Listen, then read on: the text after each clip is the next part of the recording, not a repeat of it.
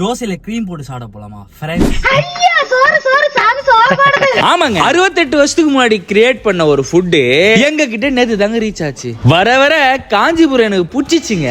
ஏன்னா இந்த கடையுமே காஞ்சிபுரம் தான். Belgian waffles. ஆக்சுவலா ஊரட்டி பாய் ஆகிய நானு அது என்னடா தோசையில கிரீம் வச்சு தராங்க அதை விரும்பி சாப்பிடுறீங்கன்னு நினைச்சேங்க.